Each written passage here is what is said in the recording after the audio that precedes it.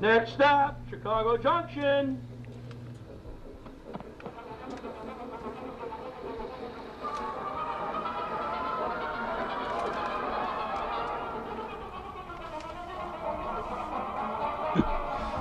And welcome to another episode of Chicago Junction, the radio program that is all about the amazing world of railroading, both the many facets of the industry and model railroading.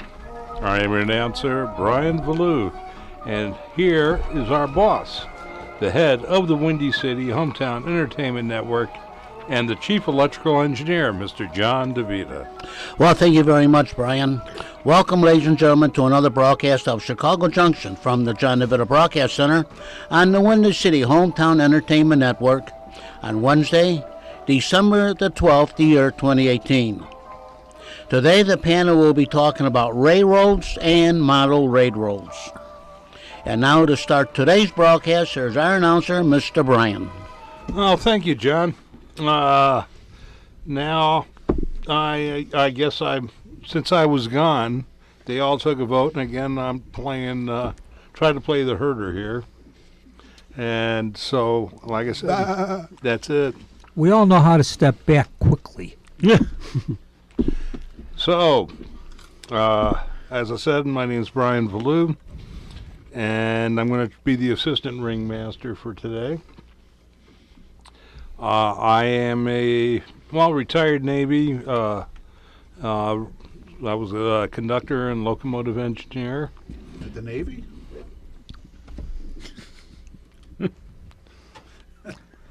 Number one on the naughty list. Oh, hell no. He's already got his call, so we can't threaten him. Yeah, there's no more threats.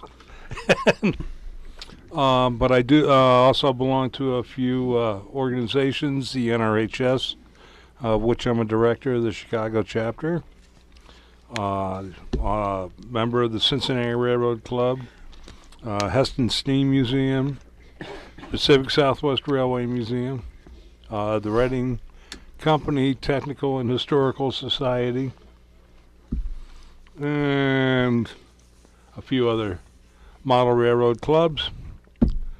And to my right, I have it's Doug Kenyuk here from Railroad and Short Lines Club of Chicago, adjunct professor at Wright College, N-scaler and longtime rail fan and amateur Chicago historian. I like to argue with my neighbors about what was their street names before they were renamed. Good evening. My name is Kevin Berry. I'm a retired Chicago police sergeant, a member and director of the Chicagoland Lionel Railroad Club, lifelong Lionel collector and operator, and when I have a spare moment, I'm a railroading merit badge counselor with the Boy Scouts. I'm Ron Stock, retired library director at Eisenhower Public Library, railroad fan, modeler, and interested in railroad history, and just all around, trains are fun, especially around Christmas. Dave DeRuska. I am a retired locomotive engineer for a number of railroads, the last one being Metra. I am the vice president and program director for the Blackhawk chapter of the National Railway Historical Society and a member at large of the Railway and Locomotive Historical Society. I do our web page for Chicago, our Facebook page for Chicago Junction. I have my own blog called Player with Railroads. Do another couple of Facebook groups, rail-centric, and I'm also the guy who's agitating for Chicago Railroad History Month, which we just celebrated last November, and we hope to celebrate in subsequent years. And that's about, and we have a few more things that'll probably come out during the course of the evening. I hope not. As we've all received our lumps of coal, so we have no more big surprises for us coming our way. And they were delivered. We have nice chunks of good anthracite coal. Best coal in the world. Chicago still has one operating coal yard. It took a little work to find it, but we all have coal in front of us. We've all done something at some point during the year to deserve coal. I did it today. Everybody except Dave has the possibility of redeeming themselves and getting on the nice list. Yeah, no way. Dave's got the T-shirt that says "Be naughty, save Santa the trip." There you go. But the nice thing is, it was anthracite that you happened to hit us with. And this coming to the end of the 250th anniversary of the mining of anthracite coal started in Pennsylvania. And I think that's very appropriate. And many men died for these lumps of coal, believe me. It was a little mischief meant to put smiles on many faces. And I think I succeeded. I think you did. Also, if you're a railroader, you don't consider coal bad luck. It's like a gift from God. Or at least from a steam engine. At least it was. Yeah. I can remember my mom, who was a young child and a teenager through most of the Depression years, saying how she and her sister would walk home from school and wave to the engineer as he was going overhead and hope that they'd throw a lump or two of coal down so that, to supplement what they had to heat the apartment. Because back in the 30s, coal was the way buildings were warmed. Well, it's pretty common that train crews would do that.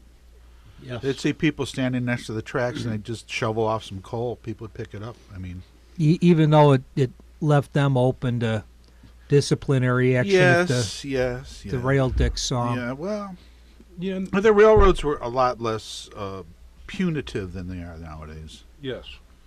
Yeah. It has been an unusual last week or so because a train took a major place in the evening news for 2 days with the funeral procession and burial of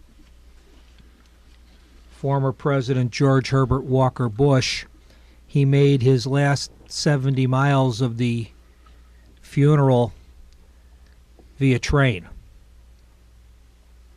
And I was interested in it, so I did a little research. I went to the Union Pacific site, and there was obviously 4141, which is the engine with the Air Force One paint job that Union Pacific donated to the George H.W. Bush Presidential Library in 2005 in College Station, Texas. An SD-70 ACE, followed by another SD-70 ACE 9096, and then 3 power cars, 2066. That's the unusual looking bi-level, at least semi-bi-level power car. It had the big upper forward section, and then 2 standard power cars, 206 and 207. Diner Dome car 8008, City of Portland. Diner Lounge car 9009, City of San Francisco. Then the Baggage Recreation car 5769, Council Bluffs. That's the one where they took off the forward doors on both sides and replaced them with large sections of plexiglass so people could see the casket as the train went by. Business car 101, Lone Star. Dome Lounge 9004, Harriman. Diner car 342, Overland, which is an homage to the Overland Express. Deluxe sleeper car 1610, Portola. and it's in its third iteration. It was designed originally as a 12-car sleeper, then changed over to an 11-car sleeper, and then about 10 years ago it was rebuilt as an 8-room sleeper. Diner car 104, and it was a little hard to read the numbers on that, so I might have that wrong. City of Denver. Diner Lounge 9005 Walter Dean, and business car Kenefic, car number 19, and it had a presidential seal on the rail on the back. Now, the center of the presidential seal in the photograph appeared to be red, so that might have been the seal from the George H.W. Bush Presidential Library, because the standard presidential seal is all solid blue with gold and red and white and blue highlights on it. But if you want to see pictures of the cars, go to the Union Pacific site and click on the funeral train consist, and there are actually biographies on each of the cars available if you want to take the time to read it, and copies of the floor plans. But it was the first presidential funeral train in 50 years. And UP on the site has the history of presidential funeral trains going back to Abraham Lincoln. But having been a history major at one point in my life, I found this very interesting, and I will yield the floor.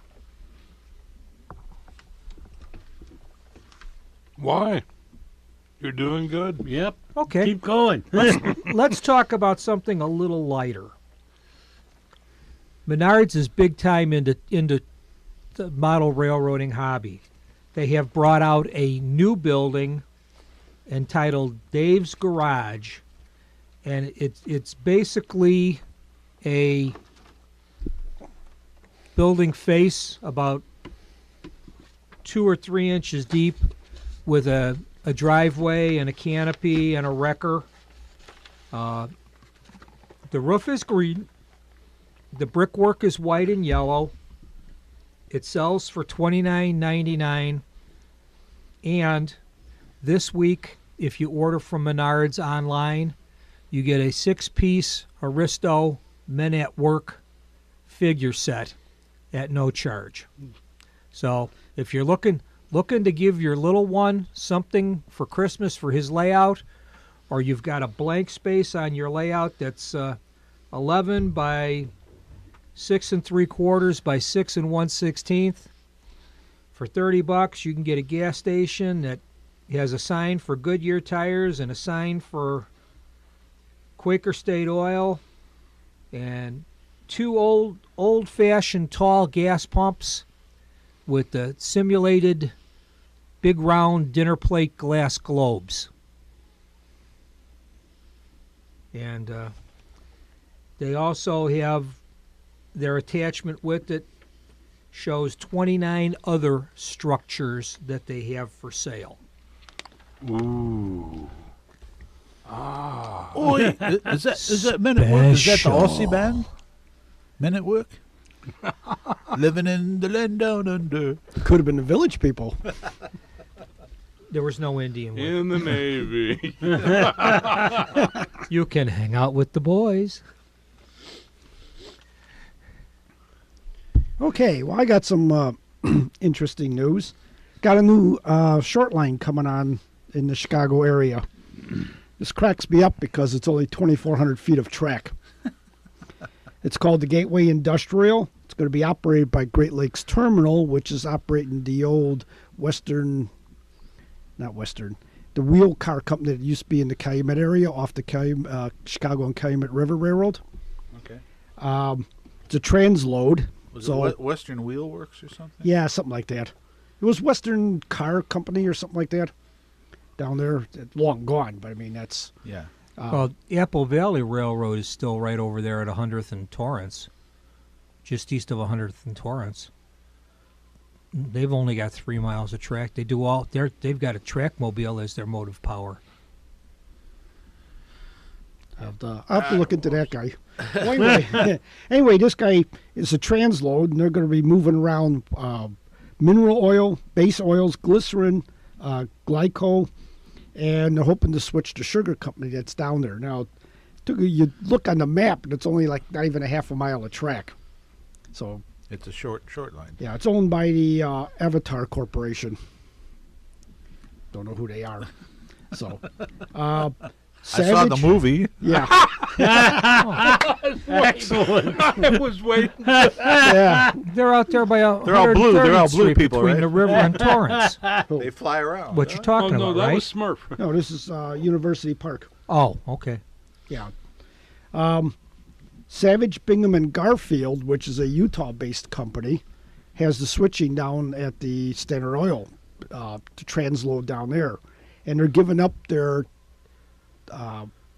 lead track. They had 0.6 of a mile of trackage rights on the EJ and E so they could swing out and swing back in on the switching for the transload.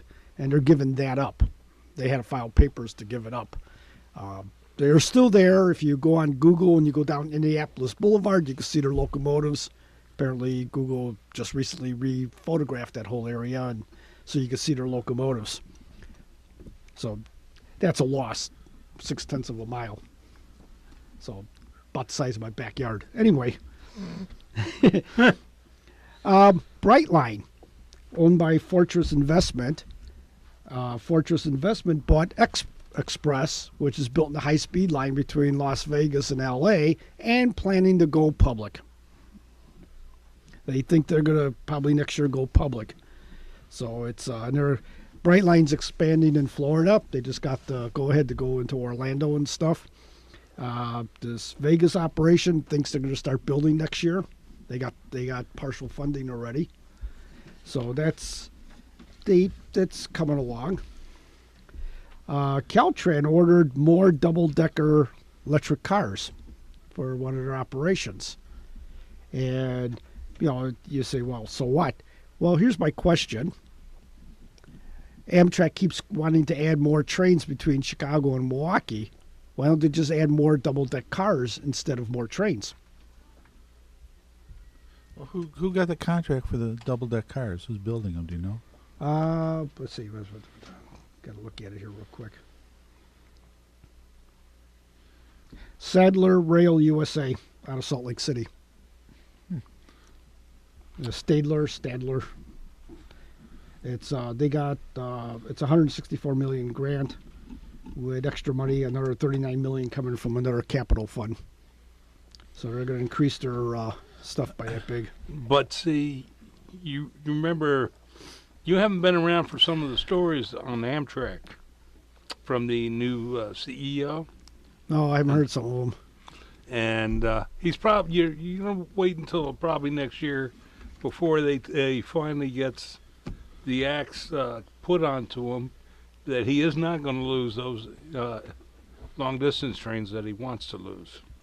Oh no, the congressman will hold it hostage. Well, the state lines, like Illinois, the state services were supposed to get new double-deck cars from Sumitomo, which failed the crash test, which eventually cut. Sumitomo's completely out of the railcar business in the United States now. They closed their Rockford facility and they're not doing anything. So it's interesting to hear that there's actually a company in this country who's building them. I'm wondering if they're getting the shells from overseas or if they're doing everything, here in the States. Yeah, the first train sets will be ready in 2019 on this order. But there was a big thing that happened about the cars. All of a sudden, all that strictness that was there, you will have it for this. We've got the heaviest cars in the world. Right. And it was 2 weeks ago. Yeah, They came out, and all of a sudden, they lessened to allow better, proper car, because Everybody's saying, look at the cars that are overseas, and everybody's telling us how dangerous they are. But we're having more problems with ours because of our standards. Well, then there's the Chinese cars that hack everybody's cell phones. There's a bit of a controversy going on. There are Yes. certain quarters in this country that are saying that we should not be buying Chinese-made rail cars because of the security issues involved with things like Wi-Fi and. Oh yeah, they're going to plant that little chip like they said they planted in the servers, but the companies that bought the machines said there's no such chip on the board. So it depends on what conspiracy theory you want to go with. Ooh, I like them. A little side note on the companies, Asham and Siemens is merging, and the EU is bent out of shape about that. Oh, right. For a place that likes monopolies, they complain that it's going to be a monopoly. So, just a side note I picked up on it's being held up because the EU is looking into it. Well, Kawasaki still has a plan there. They're making the light rail cars. Yeah. But they were making heavy rail cars for a while. Yeah. So they could come back up. Need to get a hold of that old Bud plant and Yeah, get it going again. yeah, Just a couple they probably only need to oil and grease a couple of the machines. Sure. Boom. The Tempe streetcar system in Arizona is being expanded. They just got some more money to extend service to the university. So that's nice to hear. Los Angeles is going to be expanding their Purple Line. They got money for that. San Diego is going to start building the light line, the second one. Second, no, those like probably the 22nd. Mid-Coast Corridor Light Rail Project, 11-mile extension from San Diego to University Center. And then finally, Dallas is getting money to expand their red and blue line. And the Texas high-speed rail thing is a go, by the way. So it looks like that's the thing. Then, of course, the funny story. I don't understand why this is a story, but Chicago aims for control of the old Chicago Terminal Railroad. Now, Chicago Terminal abandoned all the track from Elston Avenue to Goose Island and gave it to Chicago for rail to trails. However, even though it's marked as a rail trail, the city council hasn't voted yet on it. So they don't know what they want to do with it because Chicago doesn't want to make trail out of it. Now, I think most of the track runs down the street, so you can't make a trail unless people get hit by a car. So now they're talking, well, maybe we'll put streetcars on it. No, maybe we'll put light rapid transit on it. Maybe we'll put heavy rail on it. They're not sure what they want to do, but they want to convert the old line into mass transit. Nothing's been voted on yet. That's the rail line that was over by the old Finkel Steel. Yep. Yes. And it's now going to be part of what the Lincoln something development. Lincoln Yards. Yeah, Lincoln Yards. Which is Part of Lincoln Yards is a new metro station. at Clybourne. Well, Okay. they'll probably abandon. Well, I don't know if they can abandon Clybourne because it's a transfer point between two lines. Yeah. So yeah, I don't know what they're doing there. But that's all held up in city council. And it should be because there hasn't been a lot of public comment allowed on this, and there are a number of community groups that are questioning the use of TIF funds to build it, and they're basically giving the developers carte blanche and a blank check on top of it. And then there's the issue with the Live Nation wants to build a concert arena as part of the project, and the local music places, the bars and stuff that have bands playing are totally upset about it because what Live Nation does is it comes in and it locks up the market. They tell these bands, well, if you play it anywhere else within a certain radius of our stadium, you can't play for us. We're not going to let you play. So it could put the kibosh on, quote unquote, the Chicago music scene if you are into that, going to bars, listening to music. Oh, why would anybody want to do that? I got some interesting transit information from our neighbors up north in Milwaukee. Competing firms want to bring commuter rail to Milwaukee County. Two companies are competing to bring commuter rail to Milwaukee with ambitious but unclear plans. One of the groups, Transit Innovations LLC, is working with a New York-based private equity firm to raise $1.4 billion for their project.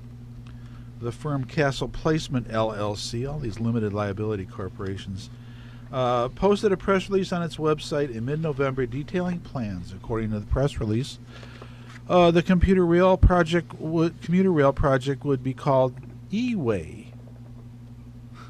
E-Way. It envisions 23 stations and platforms along 55 miles of existing train tracks, bridges, crossings, and operations in Milwaukee County.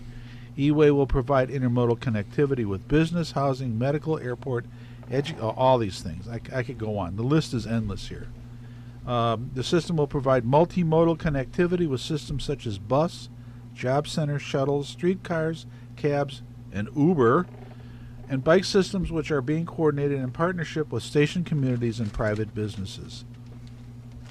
A project would also include market-rate housing, multifamily retail offices, training facilities, mixed use and manufacturing, according to the release. It is estimated that 7,000 units of new multifamily housing and other real estate will be constructed. The group says it is working with global train manufacturers Bombardier Transportation. The second group is Milwaukee-based firm Wisconsin Transit and Realty Group, and is being led by Michael Garvin. Oh, it's called Christmas Train. Oh no, it's the Seattle. Come on, you guys, behave yourselves. I'm talking here. Transit Innovation is being led by Greg Dugan. Dugan did not return requests for comments. So that's one thing that's going on in Milwaukee. Just one. There are many. Okay, here's the press release. Tells you where the train's going to stop. Milwaukee Passenger Rail Company shares coordinated economic development plan. So this MPRC launched their coordinated economic development plan today.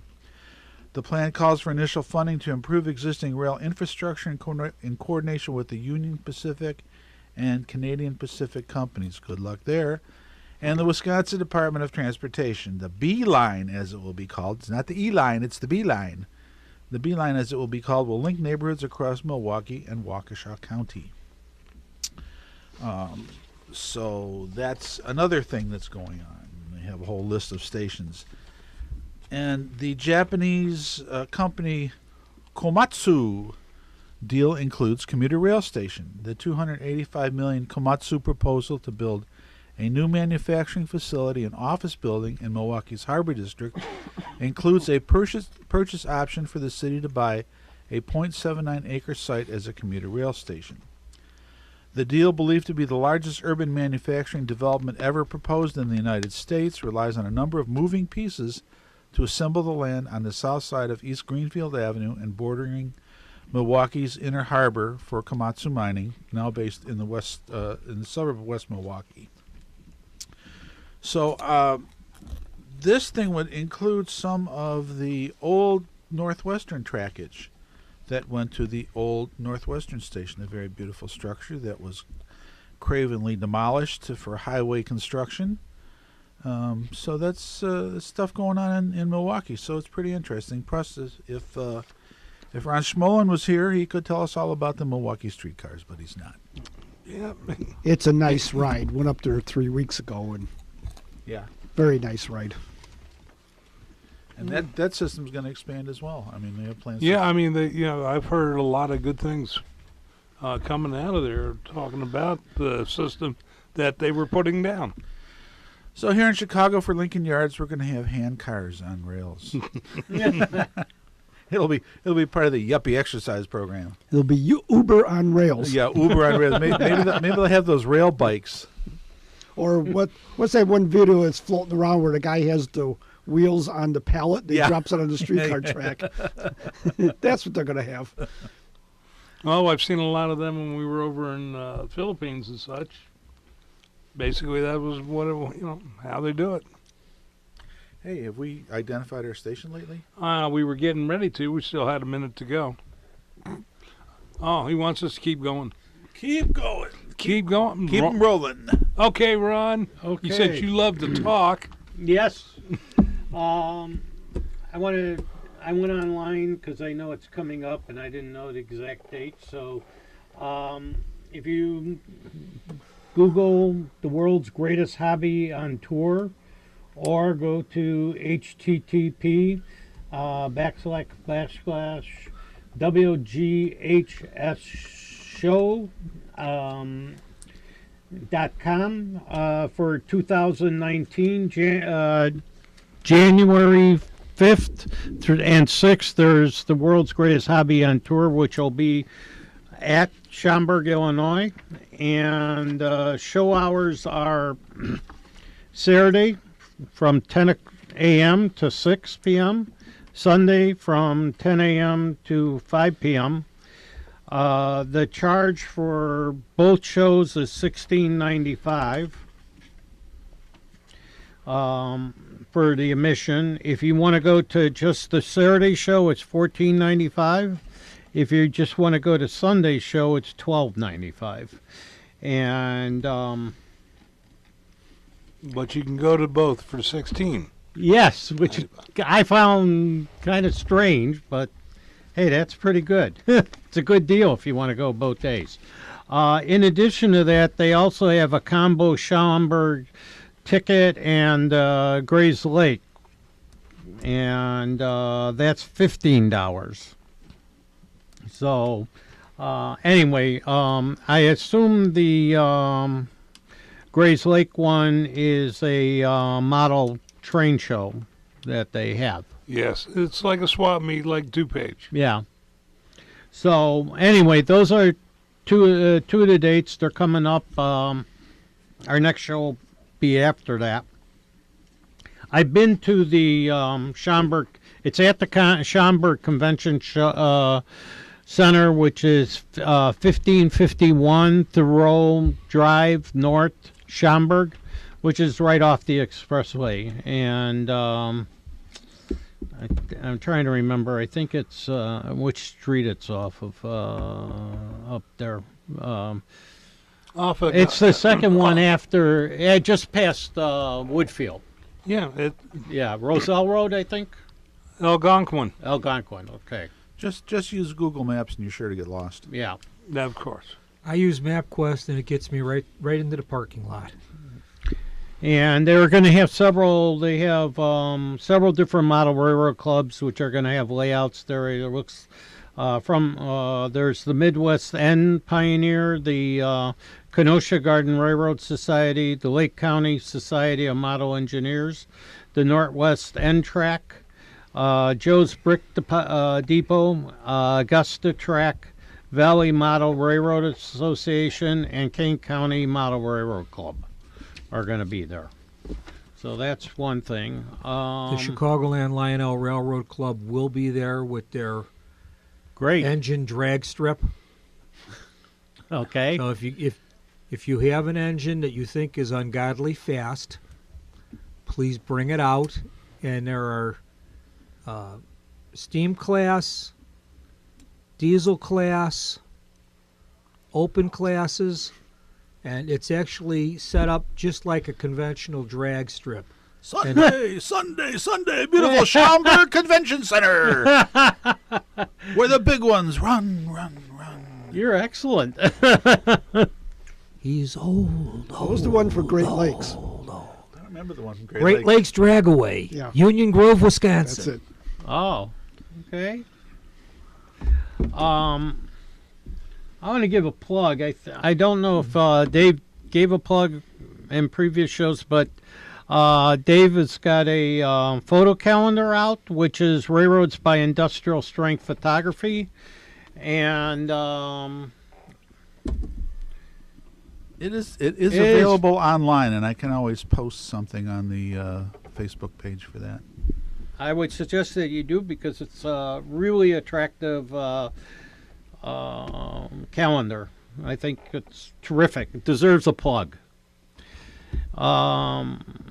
If if you are a modeler or looking for Christmas gifts, I know it's getting kind of near the deadline. A few different catalogs that I get, and that there might be more out there. There's the Shadler's Railroad catalog, which is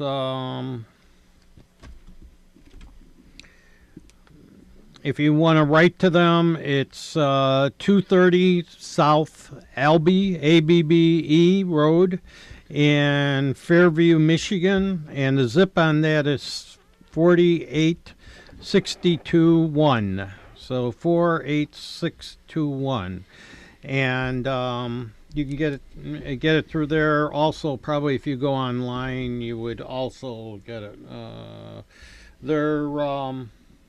Their website is www.railroadcalendar.com, and they have a customer service phone number, which is 1-989-484-225. You missed a digit. I got two of those, so you can pass around. Another one that I get is historical rail and roads, and that one, both of these come out quarterly, and they're both quite different. About the only thing they may duplicate in is their DVD collection, but on the historic roads, that one is a rail. It's 640 Taft Street, NE, in Minneapolis, Minnesota, and it's 5413-2815. And they're www.historicrail.com. Their toll-free number is 261-5922. And they have quite a few different models, puzzles, games, what have you. And most of it is HO. But the other thing that's cool about theirs, if you're into cars or trucks or buses, they have some larger gauge, which would probably accommodate both Lionel and probably Garden Railroads.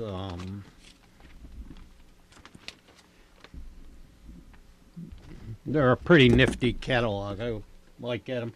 The best thing about Historic Rail, they always have cool covers with drawings of various railroads. And one, if you're a modeler, they cover almost the N scale, HO scale. Is Walters, which is out of Wisconsin. Let's see, they are a hobbyist magazine.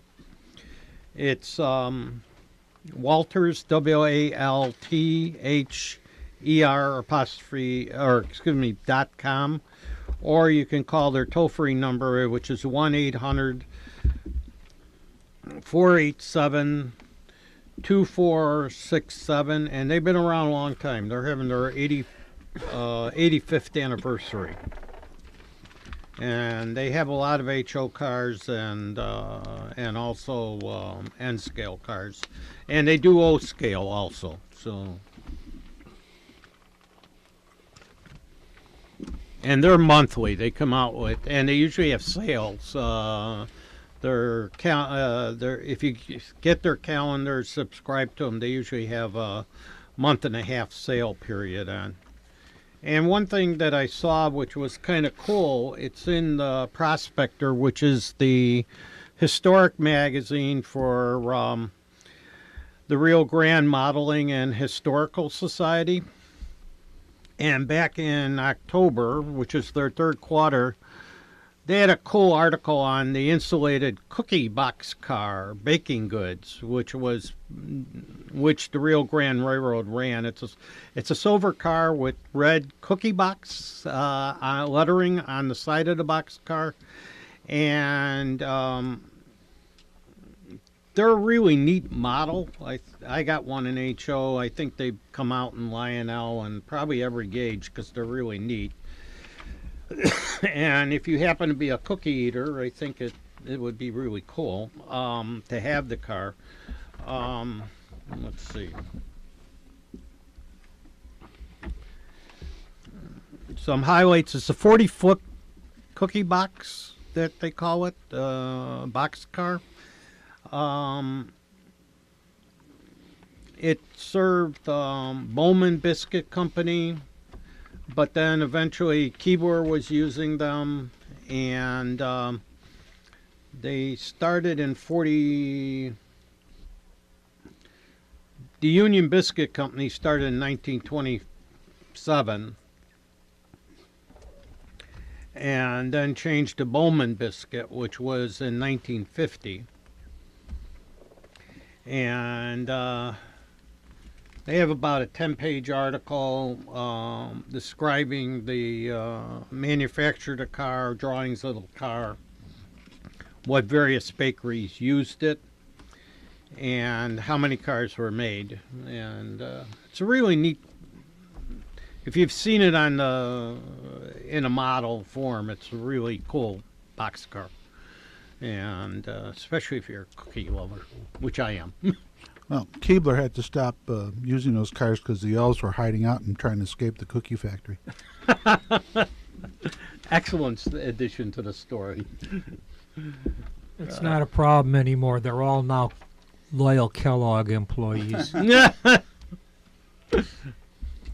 So, those were a few of the things. One other thing which I'll talk about. The Nickel Plate Railroad magazine did a article on "'Twas the Night Before Christmas" thing, and they have the 759 steam engine that they centered on this issue, which is a really cool steam engine that's been around, that they restored. Yeah, that was the one that was in the original Steamtown collection. Yeah. And Ross Rowland worked it out and got it rebuilt. Okay. And that's where Doyle McCormick got involved with it, working with the 759. Was that one you were working on or not? No.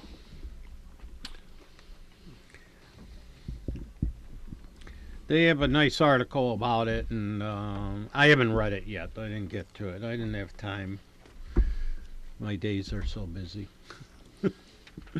Anyway, so. Well, it's like they, with the celebration that's coming up next year, with the 150th anniversary. On the 100th anniversary is when they use the 759 to pull the, Golden Spike Limited. Mm-hmm. Okay, cool. It's got a tie-in. Out of Hoboken, New Jersey. And took it all the way to Omaha, and then the UP took over. And that's when they introduced the DD40X, basically. That's why they're nicknamed the Centennials. Ah. Okay. Thank you, Brian. Yeah. You learned all kinds of trivia here at Chicago Junction. That is yes, correct. Yes, you do. Speaking of which, it seems everything's going along pretty good with the big boy. No major problems. In fact, there's several restorations going on. I talked to, when we were up at Train Fest, I talked to a few gentlemen who were with the fire up for the Reading 2100. And they're putting, working on that boiler. They got some more work to do on that. They're working on new front, the new front flue sheet for the the Penske T1 build, the 5550, and they're getting ready to put to get the materials and make the front flue sheet, with all its brackets. They're still testing, making models of the frame, because originally the frame was one cast pour. a hell of a big mold. And they're doing it model-wise to checking all the stress points so this way they can fabricate it for making the T1. So, and then we have a local man, Fred Haberkamp. We've had him here as a guest. He was specifically working with Dave Clokey in the Leviathan. Well, he managed to buy a couple pallets for 2 locomotives, and he's mixed them together. He's now making one. He just finished his boiler, and it's welded to the smoke box now, and they got to do some more, just a little bit more work, and they get the firebox in. So they're making a 40. Is it Franken local? Yes, Franken local. Oh, you gotta go get some more parts. Yes, I meet you master. Meet you in the alley. But yeah, well, 40 is not that big, so. No. But they're 4.4. That's an 044. Boiler looks good. He's got the stack already made. Tender is finished to be able to attach. It's going to be real nice when he gets it done. I figure another year, maybe 2. That'll be done. Reading, the Blue Mountain, Reading and Northern is got the Reading 2102, and that's in their shops, and she should be ready by the midsummer, end of summer next year. The 425 that they have has been running real good. They did autumn trips. They beat the record of they had 150,000 people run the October fall trips, and this year with the way they've been running, they're well over the 200,000 mark. So, yeah, railroading's dead. Nobody wants to ride trains. Steam railroading is, yeah, for sure. They were actually riding RDCs. Yeah. It can't be dead. I got tickets for the 12:25 coming up on Sunday. I'm going to drive 3.5 hours to ride on that train. You better. You are riding the Polar Express. Yes, sir. I understand completely. Do we have time to get into something before station identification? Oh, just go ahead. No station identification. No station identification. We're no longer a station. Okay, that's cool. Yeah, but they still identify us. In the January 2019 edition of Classic Toy Trains, besides a very nice article about Christmas memories from several people, there is an article about the TV show Young Sheldon, which is the spin-off of Big Bang Theory. And it's about a 5-page article entitled Spotlight on Young Sheldon about his train set in the garage. And there is also an article on Happy 40 Years to the Train Shack. And the Train Shack is actually the model train store that built the layout that the TV show uses. And it's really neat. And the story about young Sheldon explains how... Hold on for a bit. Pardon me. I didn't want to rupture anybody's eardrums. How he didn't get his trains from his dad, but they got handed down from his grandparents, which seems to be the way things go. Sometimes Dad has them, sometimes Grandpa has them. But instead of going high end, they used all, stuff that a kid could afford if he saved up his allowance and he got lucky and Grandma or Grandpa gave him a nice engine. And they even started the set by building it on top of a ping pong table, like many of us did. Some of us still might. But you can look at the pictures in the articles and recognize a lot of Plasticville and Marks accessories. Not all the buildings are Plasticville. Not all the cars are Lionel. But I mean, there's some nice things to be had.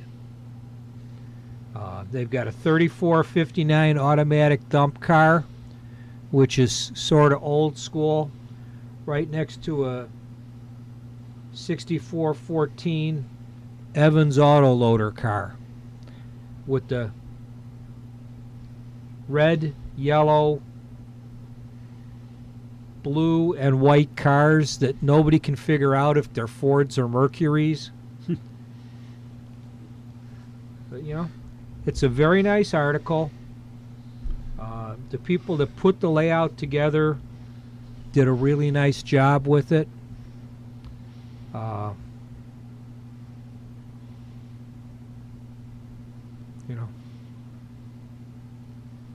there's just some really good articles in there. There's even a product review on the Amtrak F40PH power and dummy, you know, into rabbit ears cabbage unit. Control car. Uncle Brian says cabbage, and he's too big to fight with. They call that's nicknamed the cabbage car. It's a cab car because they demotored it. They neutered it. Yeah, they neutered it. And then they put a nice roll-up door. For baggage. Yeah. Ergo cabbage. Right. And they stick it at the back end of the train. Or it's the front end of the train. Coming back. Yeah, like they And do. it's nice and quiet. Yeah. Unless we have Kevin up there. Hey. Uncle Brian, what's this? Uncle Brian, what's this?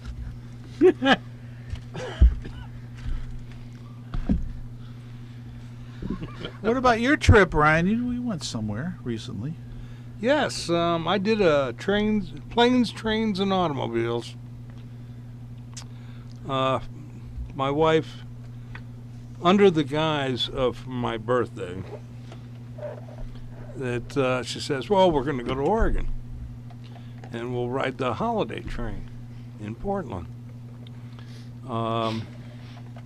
Yes, I know there's holiday trains around our area, but she wanted to ride behind an operating steam locomotive we haven't rode behind in a while, so went to ride behind the Southern Pacific GS4 4449, which wowed one of my panelists. Yeah, right in the middle of my monologue. Yeah, I know. He was that impressed. Sorry about that, Dave. But I am impressed with steam engines. You put a good plug in for my calendar, so you're forgiven. Yeah. But we were, she wanted to visit our nephew down in Bend, Oregon, who's going through some difficult time. So we went down there, checked to see how he is, stable and everything, and we had a great time down there for 3 days. And then we caught a bus down to Chanute from Bend, Oregon, and Chanute is the closest station to pick up Amtrak. And we got the Coastal Starlight come up to Portland, 6-hour ride. And if you really want leg room and comfort, business class is the way to go. Oh, yes. After riding Delta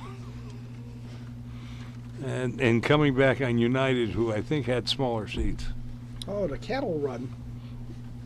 No, that's anyway. Southwest. Yeah. And then we went... Cowboy Air. But we got up, we had a Cascade pass us going down, which is, they have several of running. Like, it's like the Hiawatha, but they go from Seattle all the way to Eugene.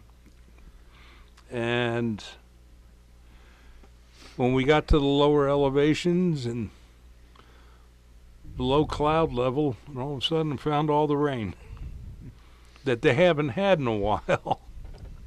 And it rained all the way up, and it just rained the whole day and night. But we made it over.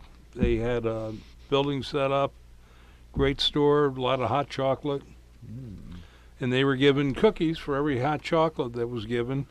And what they were doing was you paid $1 donation, you paid $1 for the cookie, and you get a free cup of hot chocolate.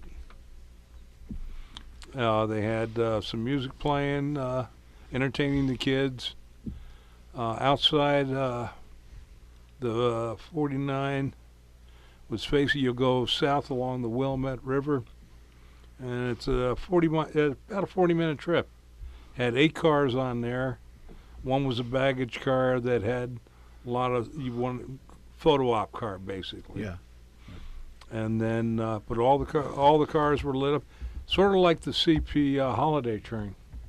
The steam locomotive, Merry Christmas on the tender, and looked real good. Went down, come back, and also at the same time, we passed a sternwheeler paddle boat that they had running that does river cruise for dinner cruise. So they were starting to blow their whistle and putting on a show, and we had the man at the throttle, Doyle McCormick, who is the official caretaker of the locomotive. When he rebuilt it, the city of Portland made him do it. And, hey, we want you to be this. And Southern Pacific had hired him because he was working for Norfolk and Western at the time. This all came about, the American Freedom Train. And he worked with Ross Rowland, and he went with the crew to look for the locomotive that, to pull it in the west. And so he was giving them a good whistle program, and get up to the end of the line, and then went forward to go back down, and here it is. The paddle boat came in closer to the shore, and they were just both going at it, and the whistle contest commenced. And I know the people in our coach were going nuts about it. And they made sure that the doors were left open so they could hear the whistles coming in. Even if it was a little, it wasn't that bad out actually, except for the rain. But it was very enjoyable. The way to get it around is we took a tour the next day of the city. They got a nice loop that goes around the downtown city area. And then they have Max, which goes out to the outer cities, out of the suburbs, streetcar, light rail. And it was like 8 blocks from the hotel we stayed at. To go down there, to walk down, get on, boom, takes you right to the airport. It was what, $1.50? Cheaper than a cab. Yes. After all the money you saved on the cookies and hot cocoa, you could afford the $1.50. No, we got to also when we had to get a cab to get down to Oak Park where the train is, and that was $22.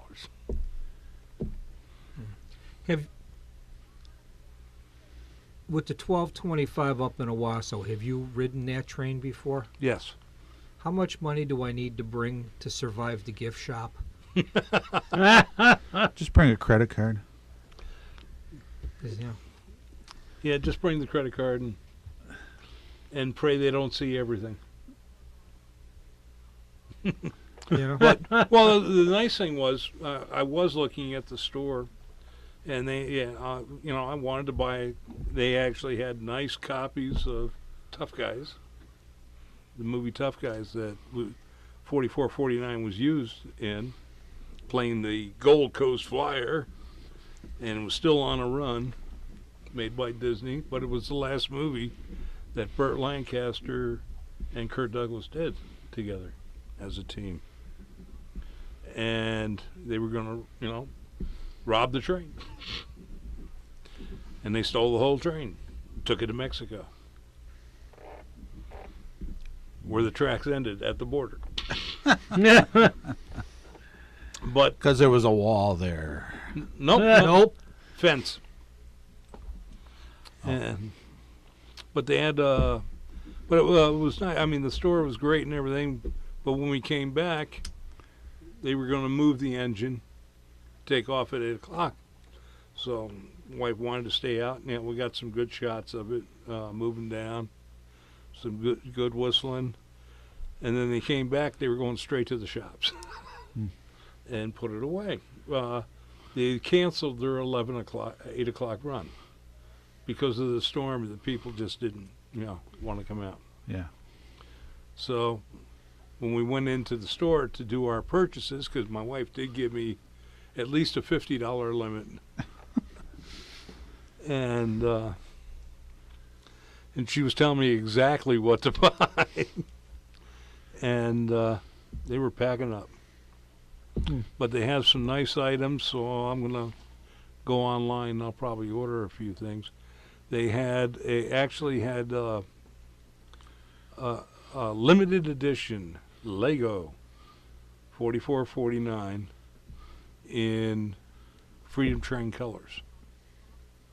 Look sharp, and it cost $44.49. And then they made one in daylight colors, and they were selling that for $39.49. But it looked good. It wasn't the full size Lego train size, the L gauge that it is. We would consider like HO, about half size. Only 250 pieces. More than enough to step on late at night. Yes, so true. More than enough to give you migraines trying to follow the instructions. But it was nice. I was able to travel behind diesel, electric, steam, and electric. So I did the trifecta. Busman's holiday. And Ron would be proud because I used the Max system. Yeah, before we close out, we should mention our other guest tonight, the elf on a flat car. Yes. Yes. You may have an elf on the shelf in your home. We have an elf on a flat car. I was walking through Walgreens in the candy aisle, and I looked over, and here was the elf on the shelf character, and he's holding a little, it's probably 1.5 inch cubic box that has candy in it, and it was only $4.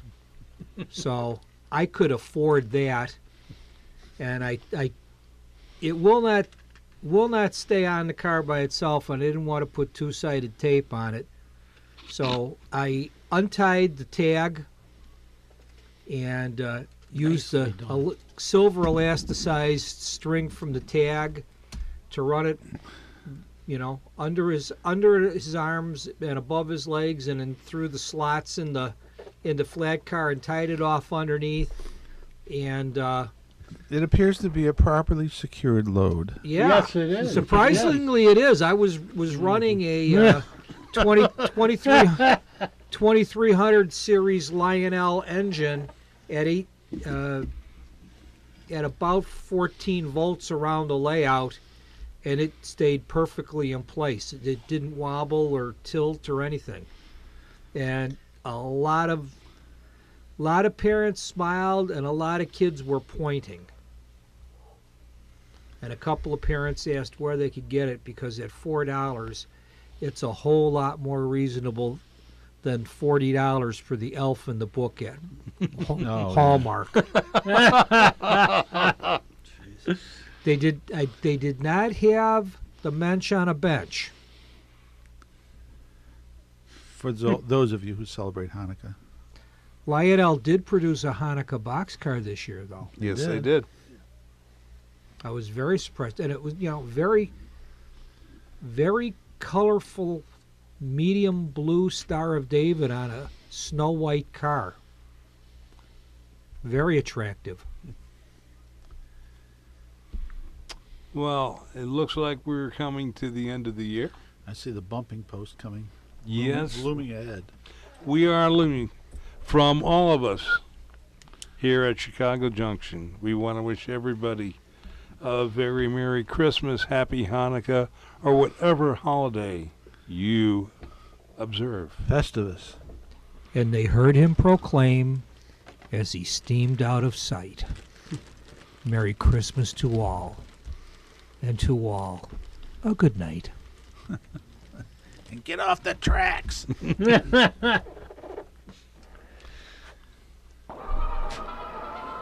portion. Oh, please don't start.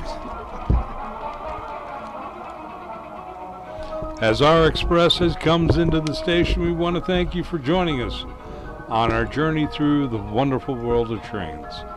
Chicago Junction is a production of the Windy City Hometown Entertainment Network, and we can listen to on the web at www.windycityhometown.com, where you can listen to tonight's broadcast and all of our past episodes, and also sample some of the other programs that are being offered. Again, I'm your announcer, Brian Valou. Till next year, when we journey to Chicago Junction.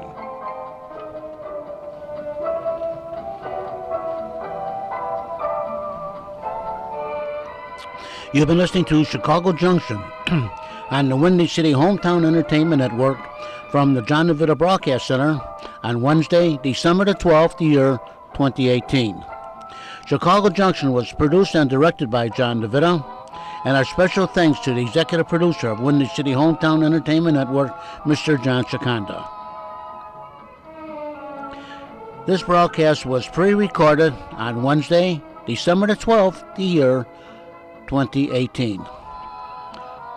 On behalf of the entire staff of the Windy City Hometown Entertainment Network and the John DeVita Broadcast Center, I'd like to wish each and every one of you a very Merry Christmas and a very happy, healthy, and prosperous New Year. Until next time, please be safe and thanks for listening.